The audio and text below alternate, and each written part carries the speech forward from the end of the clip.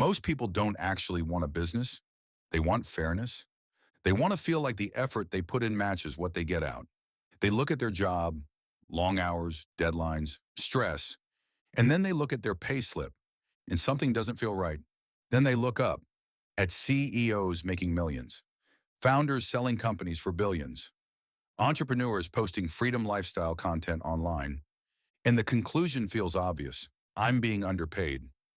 So the next thought becomes, I need to start my own business.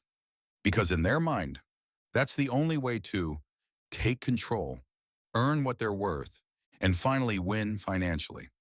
But here's the problem.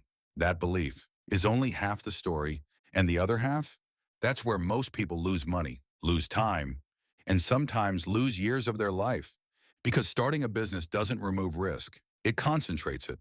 When you work a job, you have stable income, predictable cash flow, a ceiling, yes, but also a floor, even if you hate it, even if it feels limiting. But when you start a business, you remove the ceiling and you also remove the floor. Now everything depends on you: revenue, operation, sales, survival. And most people are not prepared for that shift because they're not escaping pressure. They're changing the type of pressure. Let's make it real. Look at Elon Musk. People see billionaire, visionary, ultimate success story. What they don't see? 2008, close to bankruptcy, splitting his last funds between Tesla and SpaceX, sleeping in factories. That's not just risk, that's extreme exposure. Or take Jeff Bezos. Amazon wasn't profitable for years. Years. Most people can't go 12 months without income, let alone several years. So yes, entrepreneurship creates wealth, but it also has a high failure rate. And the uncomfortable truth is this: most businesses don't fail because people are lazy.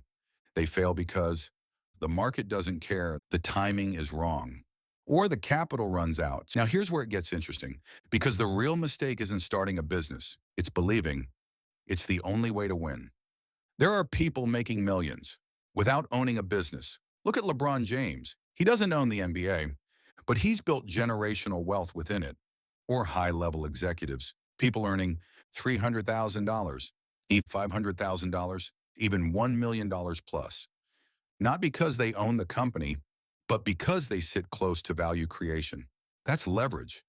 And leverage doesn't only come from ownership. It comes from skill, positioning, scarcity. Now let's bring this into something more relatable: content creation. Because this same mistake shows up there too.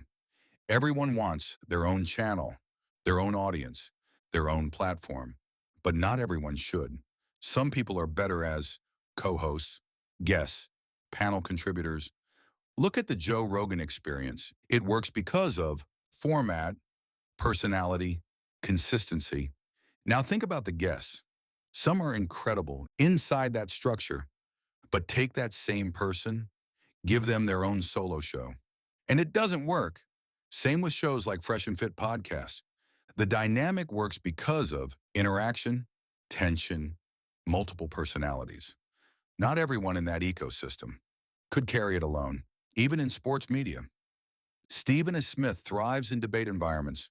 Put him in the right structure, he dominates. Remove that structure, and performance changes. Why? Because success isn't just about effort. It's about fit. And this is what most people miss. Starting a business isn't just working for yourself.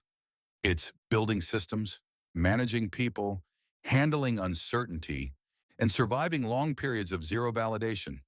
Not everyone is wired for that. And more importantly, not everyone needs that to succeed. There are multiple paths to financial success: business ownership, high-income careers, equity participation, partnerships, content monetization. But social media compresses all of that into one message: start a business or stay broke. And that's just not true, because the real goal isn't own something. It's build a life where your income matches your goals and your risk tolerance. That's the real equation. And for some people, the smartest move isn't quitting their job. It's negotiating better pay, switching industries, building rare skills, moving closer to decision-making roles. Because income doesn't come from effort alone. It comes from leverage. And leverage can exist inside a company, inside a system without owning anything. So before you quit your job, before you say, I need my own thing, ask yourself a better question. Do I actually want to run a business?